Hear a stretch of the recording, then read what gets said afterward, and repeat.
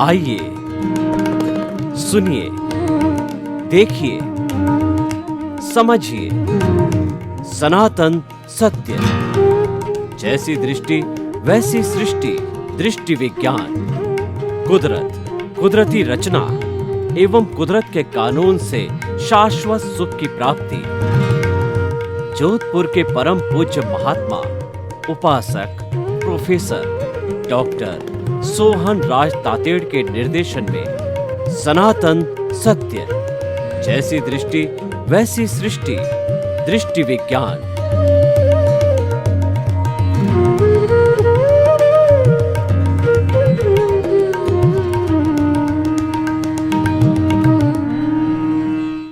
मातृशक्ति को नमन।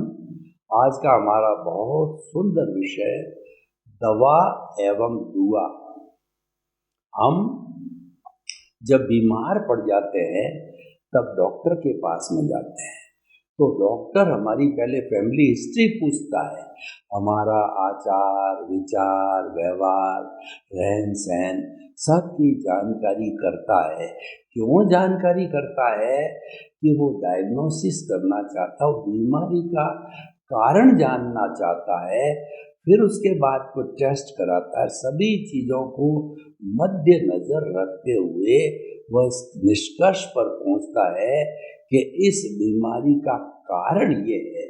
तो वो बीमारी का कारण डायग्नोसिस होने के बाद में हमको दवा देता है, और उस दवा को क्योंकि गहराई से अध्ययन किया गया कारण, तो उस दवा से धीरे धीरे हमारे 1%, 2%, 10%, 20% सुधार होता है, यानी दवा लागू हो गई।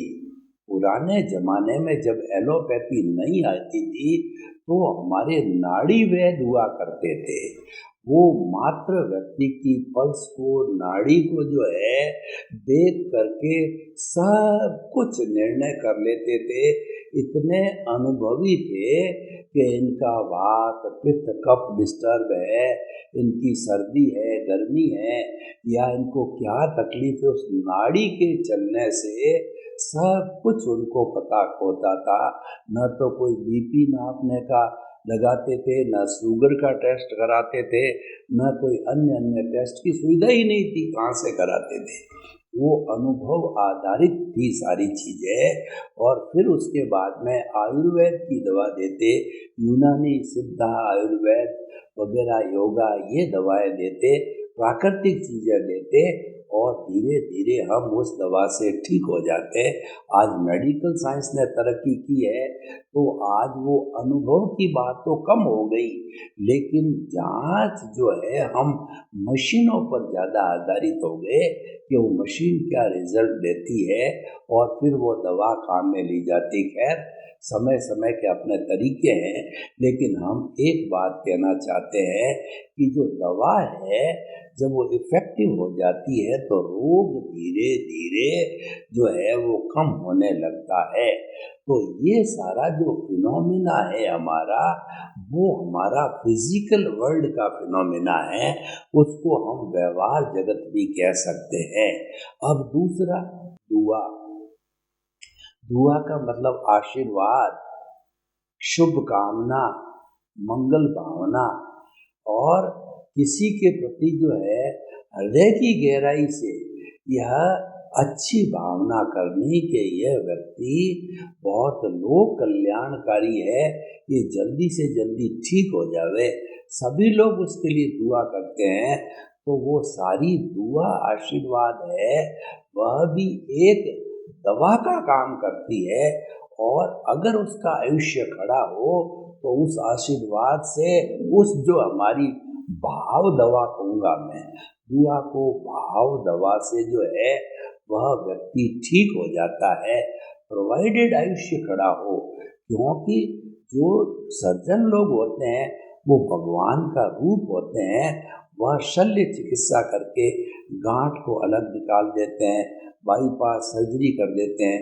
हमारा जो भी अवयव जो निष्क्रिय हो गया है उसको किसी न किसी तरीके से सक्रिय कर देते हैं हमारे सिस्टम को, और हमारी कहना चाहिए वो जो है वो जितने भीतर के जो तत्व है उनको कर देता है। तो अब ऑर्गन्स को इत्यादि को, टिश्यूज को इत्यादि को, तो अब हम जो है इस दुआ को भाव चिकित्सा कहते हैं। भाव चिकित्सा ये हमारे भीतरी जगत का विषय है, ये चेतना से जुड़ा हुआ विषय है। जहाँ भाव आता है वहाँ चेतना, और जहाँ द्रव्य आता है वहाँ जड़। द्रव्य भाव वेदानी, अरे ये सारी जो दुनिया है दो तत्वों से बनी हुई है। The whole cosmos is composed of two substances, that is animate or inanimate, that is conscious and matter। दो ही तत्व है दुनिया में, तीसरा तत्व नहीं है, इसीलिए इसको द्वैत बोला जाता है।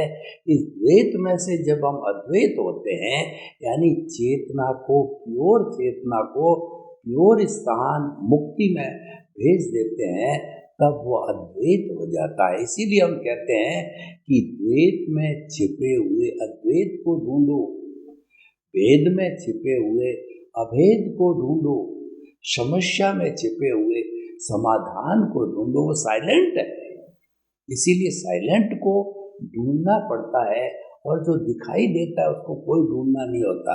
देखिए लॉ ऑफ द नेचर क्या है कि भंवरा है, वो काले कलर का है, काला कलर डोमिनेट है तो वह दिखाई देता है, लेकिन मूल कलर 5 होते, पांचों उसके भीतर है, 4 हिडन है।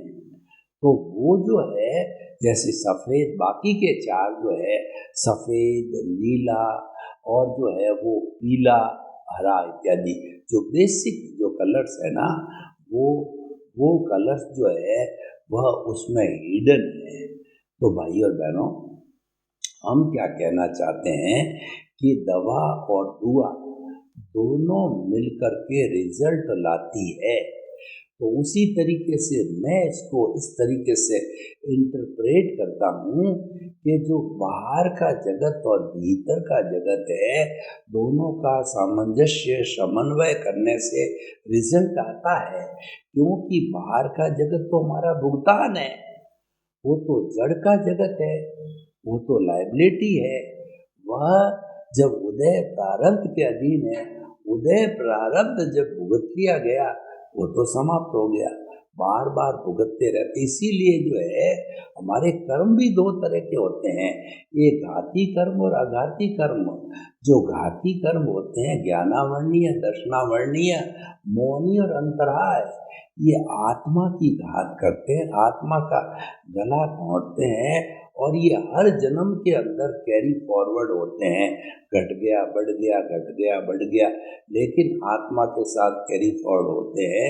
लेकिन शरीर क्योंकि जड़ है, चेतना के कानून अलग है, जड़ के कानून अलग है, भीतर के कानून अलग है, बाहर के नियम अलग है।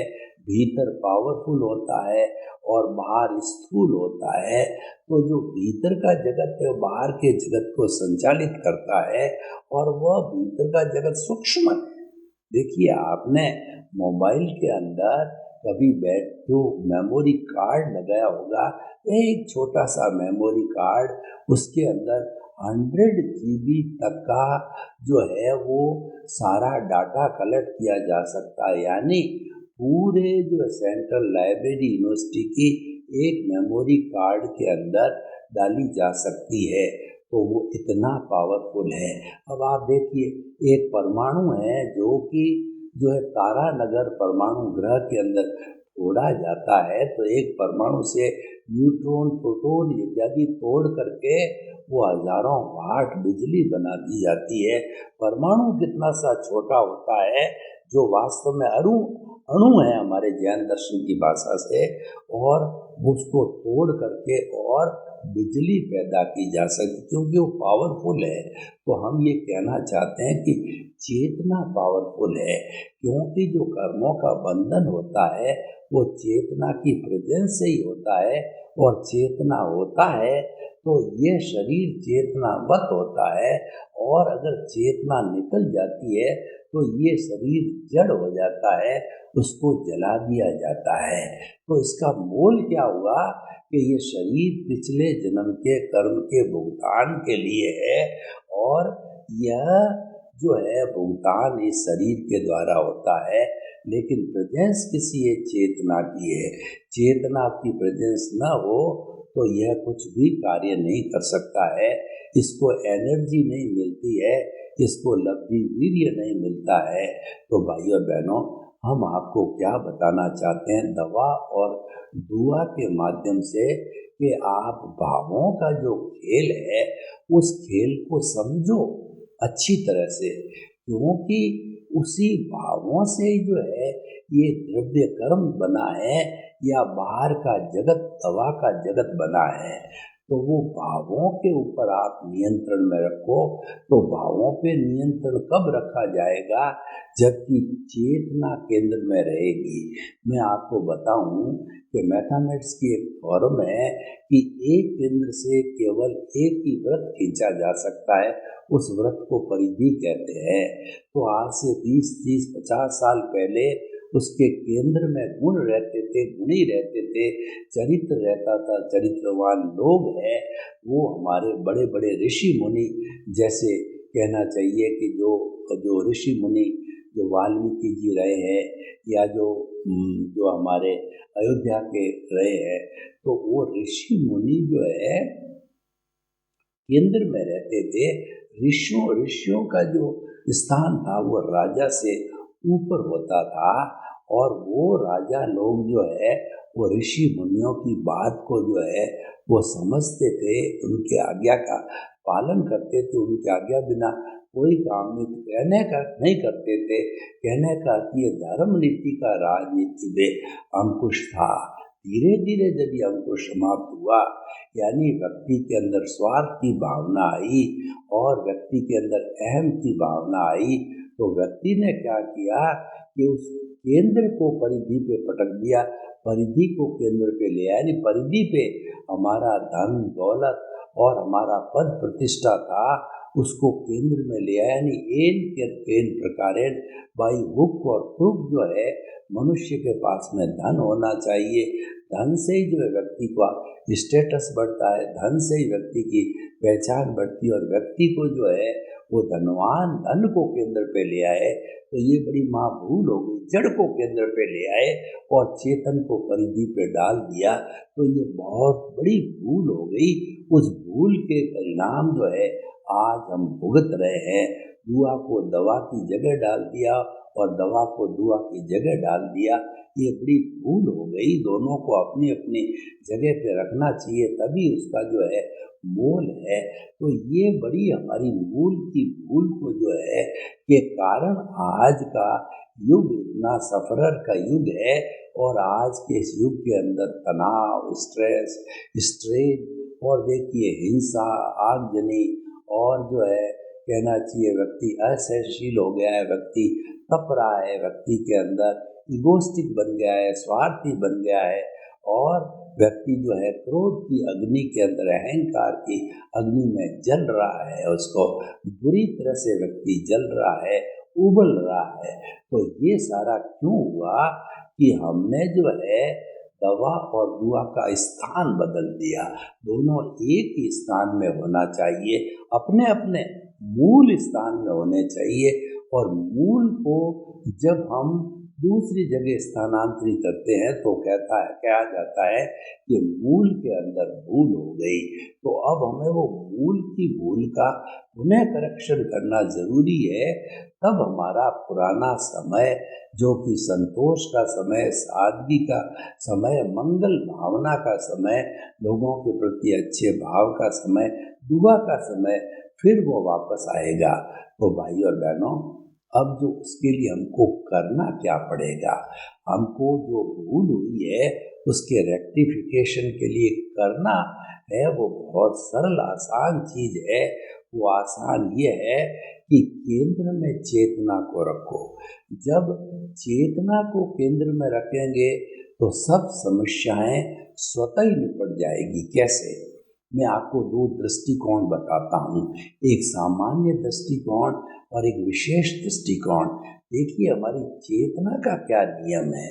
चेतना का नियम है वो सामान्य दृष्टिकोण पे वर्क करती है कि जो मूल आत्मा है ये क्रिएट नहीं की जाती, पैदा नहीं की जाती, और एक भी न घटती है न बढ़ती है, मात्र उसका रूपांतरण होता है कि वो आत्माएं जो है नरक गति, तिर्यक गति, मनुष्य गति और देव गति के अंदर घूमती रहती है, जब तक कि उसका कार्बन शरीर मौजूद होता है। कार्बन शरीर सारा निर्जरा होकर के, जर्जरित होकर के जीरो हो जाता है, तब वो जो है मूल आत्मा सिद्ध बुद्ध और मुक्त बन जाती है।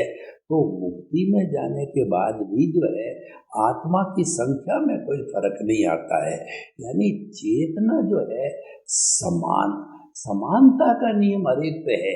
राम की हो, कृष्ण की हो, महावीर की हो, चूहे की हो, बिल्ली की हो, गाय की हो, भैंस की हो, ऊंट की हो, चिट्ठी की हो, सबकी मूल आत्मा, द्रव्य आत्मा एक ही है, कोई फर्क नहीं। ये जो विविधता हमको दिखाई देती है, कोई मोटा है, कोई पतला है, कोई गरीब है, कोई अमीर है, कोई दुखी है, कोई सुखी है, इन सब का जो कारण है अपने अपने कर्म है। क्योंकि चेतना जो है वह उसकी प्रेजेंस से जो है वह भाव क्रिएट होते रहते हैं। भाव क्रिएट करना ये चेतना की प्रेजेंस से ये करती तो प्रतिष्ठित आत्मा है, लेकिन चेतना की प्रेजेंस से होता है। इसलिए प्रतिष्ठित आत्मा अगर भाव डालती है तो कॉजल बॉडी बनती है, और भाव नहीं डालती है तो नो कॉजल बॉडी मीन्स जो है हम मुक्ति की ओर जा रहे हैं। क्योंकि जो पूर्व जन्म का इकट्ठा किया हुआ हमारा कार्बन शरीर बर्फ की शिला की तरह पिघलता रहेगा, पिघलते पिघलते जब जीरो हो जाएगा तो उसके बाद में नए कॉजेज नहीं होंगे और पुराना जीरो हो गया तो फिर सिद्ध बुद्ध और मुक्त बनने का समय आ जाता है। तो भाई और बहनों, वो ऋषि मुनियों ने 4 आश्रम बनाए कि 100 साल की उम्र पहले हुआ करती थी, प्राकृतिक जीवन था, तो पहला 25 साल का ब्रह्मचर्य आश्रम, जिसके अंदर ब्रह्मचारी रह करके और जीवन की सब विधियां, रोजगार की विधियां, गुण वगैरह सीखता था, और 26 साल से 50 साल का जो हमारा जीवन था गृहस्थ आश्रम था। शादी ब्याह, बाल बच्चे, पढ़ाना लिखाना, उनको पैरों पर खड़ा करना, और जो ही पैरों पे खड़े हो गए और व्यक्ति 50 साल संपन्न हो गया, 51 से 75 था, वो वानप्रस्थ जीवन था। वानप्रस्थ का मतलब घर में रहते हुए घर से दूर संन्यास नहीं लिया है। आप घर में रहो, लेकिन आपका कार्य है वो लोक कल्याण, जगत कल्याण, सेवा, परोपकार का कार्य होना चाहिए, जिसमें आपकी रुचि हो। उसके अंदर तन की सेवा, मन की सेवा, धन की सेवा जितनी दे सको करो, उसको प्राथमिकता दो, और परिवार है सेकेंडरी हो गया। और उसके बाद संन्यास, यानी जो है 76 से 100 साल की उम्र होती थी, वो संन्यास का जीवन होता था, जिसमें केवल प्रभु भक्ति करनी है, घर से बिल्कुल अलग हो जाते हैं और दूसरा संन्यास लेकर के स्थान परावर्तित हो जाता है। तो ये सारा सिस्टम था हमारा, चेतना के कल्याण का सिस्टम था। इसके अंदर जो हमारे 2 जो आश्रम हैं, वो आश्रम एक तरीके से दवा यानी व्यवहार जगत से जुड़े हुए होते हैं। तीसरा जो और चौथा आश्रम है वो निश्चय जगत के थे। पहले में प्रिपरेशन की जाती थी निश्चय जगत में, और दूसरे में संन्यास लिया जाता था। दोनों आश्रम जो हमारी प्रगति के आश्रम से, आत्मा के ऊर्ध्वारोहण के आश्रम से, कुंडलिनी जागरण के जो आश्रम थे, और उसके अनुरूप हमको कार्य करना होता था और करना चाहिए। तो हम क्या कहना चाहते हैं आपको, कि जो हम अगर मान लो अपने जीवन में चेतना को प्रथम प्राथमिकता देते हैं तो हमारे सब बातों का सॉल्यूशन हो जाता है। यानी कोई भी हम एक्टिविटीज़ करें उसके पहले हम तोले अपने आप को, ये सोचे कि ये जो प्रवृत्ति हम कर रहे हैं उससे जो है हमारा किस तरीके से जो है वो हमारा इहलौकिक प्रभावित होगा या परलोक प्रभावित होगा। यानी क्रोध मान माया लोभ का विस्तार होगा या घटेगा, हमारा अंकुश इस बात पे होना चाहिए, अज्ञान घटना चाहिए, क्योंकि आत्मज्ञान ही सच्चा ज्ञान है, शेष सब अज्ञान है।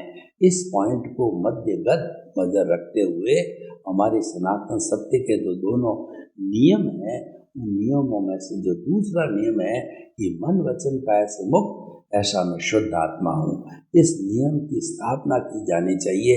और व्यवहार जगत के अंदर कि जो हमारा मन वचन काया तथा उससे जुड़ी हुई अवस्था मात्र कुदरती रचना है और वह व्यवस्थित है, वह जड़ है, वो नाशवान है, वह जो है वो अवस्था है। तो इसीलिए वो संयोग है, वह संयोग के साथ में वियोग भी जुड़ा हुआ है, वो आती रहती जाती रहती है। वह प्रारब्ध और उदय के अंदर भोग लिया चली गई, फिर नहीं आई, भोग लिया चली गई, फिर नहीं आई, भोग लिया चली गई। तो ये सारा जो है टेम्परेरी वर्क चलता रहता है, लेकिन चेतना का जितना वर्क होता है वो स्थायी होता है। और उस स्थायी के नाते जो है, जब चेतना शुद्ध हो जाती है, कार्बन शरीर जीरो हो जाता है, तब वो सिद्ध बुद्ध मुक्त होकर के उसका अस्तित्व कभी नहीं जो समाप्त हो रहा, वो सारा जो है मन वचन काया की क्रिया का जगत कीजिए, व्यवहार जगत।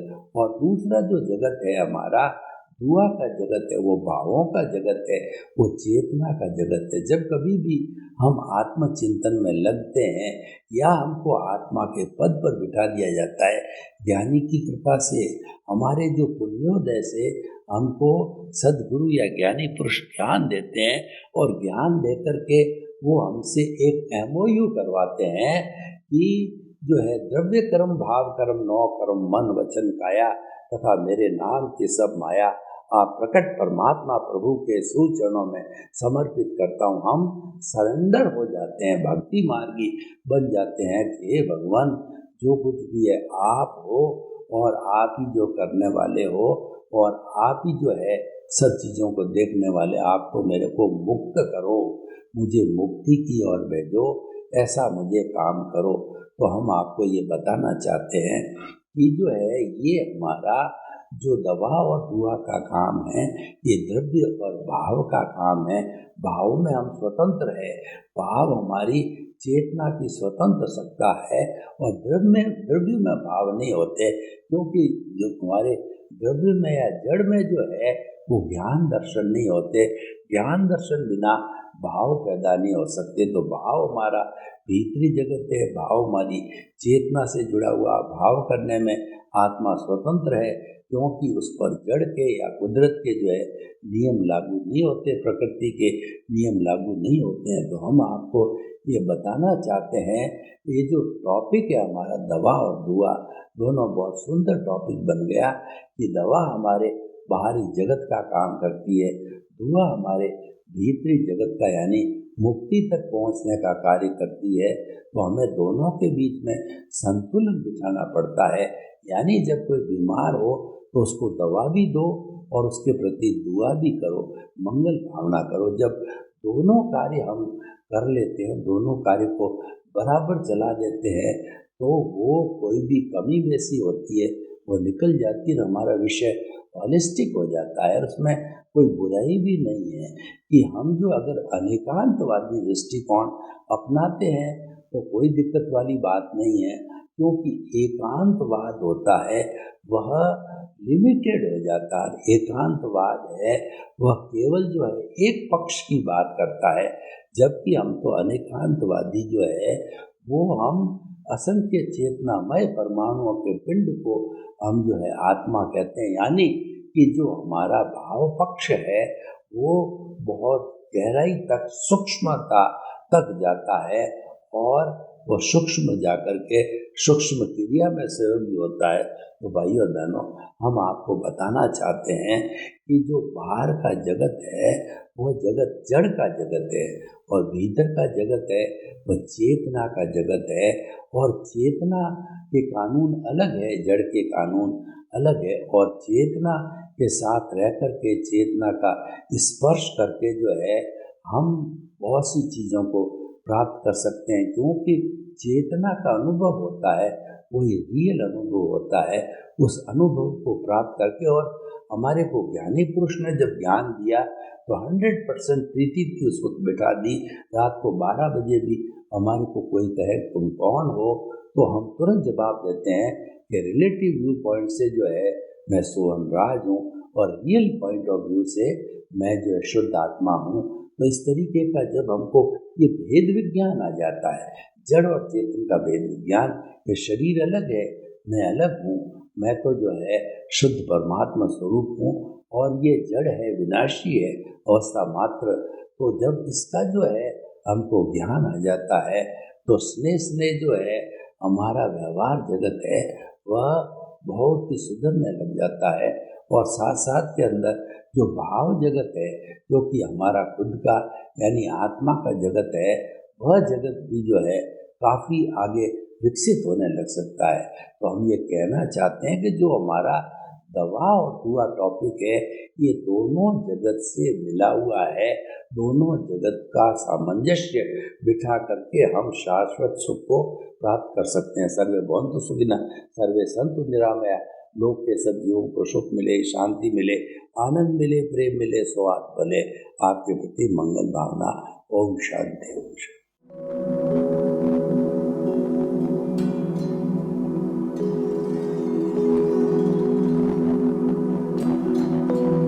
एक ऐसा अंतर्राष्ट्रीय ख्याति प्राप्त मानव जो गुरु प्रेरणा से पिछले 20 वर्षों से वानप्रस्थ जीवन जीते हुए 24 घंटे मानवता की सेवा में संलग्न है। एक ऐसा मानव जो अभी राष्ट्रीय, अंतर्राष्ट्रीय टीवी चैनलों पर 7,500 एपिसोड के माध्यम से सनातन सत्य, आत्मविज्ञान एवं पुनरुत्थान, व्यवहार एवं निश्चय जगत के जीवनोपयोगी विषयों पर हृदय स्पर्शी प्रवचन कर चुका है। उस मानव का नाम है महात्मा उपासक प्रोफेसर डॉक्टर सोहन राज तातेड़। प्रोफेसर तातेड़ द्वारा योग, दर्शन, शिक्षा विषयों पर रचित पीएचडी स्तर के 250 शोध ग्रंथ भारत के 100 प्रतिष्ठित विश्वविद्यालयों में शोधार्थी पढ़ रहे हैं तथा वे सभी शोध ग्रंथ वहां की सेंट्रल लाइब्रेरियों में उपलब्ध हैं। महात्मा सोहन राज ने अभी तक हजारों स्कूलों, कॉलेजों, विश्वविद्यालयों एवं संस्थाओं में सेमिनार, वर्कशॉप, कैंप लगाकर लाखों विद्यार्थियों को योग, दर्शन, शिक्षा का प्रशिक्षण देकर उन्हें सुसंस्कारित किया। डॉक्टर तातेड़ ने भारतीय संस्कृति उत्थान के 4000 से अधिक समसामयिक विषयों पर आर्टिकल लिखकर ऑनलाइन जर्नल, पत्रिकाओं, वेबसाइट्स पर प्रकाशित किया, जिसका उपयोग लाखों पाठक कर रहे हैं। उपासक तातेड़ के 5000 से अधिक आज का सुविचार, आज का शुभ संदेश, आज का मंगल भावना योग आदि चिंतन websites, Twitter, blogger, Facebook, YouTube माध्यमों से लाखों लोग अपना जीवन निर्माण कर रहे हैं। मानवता के मसीहा ऐसे महामानव महात्मा सोहन राज तातेड़ के प्रोफाइल को अभी तक विश्व के 20 लाख दर्शक यूट्यूब पर, 12 लाख गूगल पर एवं लाखों दर्शक फेसबुक, ब्लॉगर, ट्विटर और इंस्टाग्राम पर देख चुके हैं।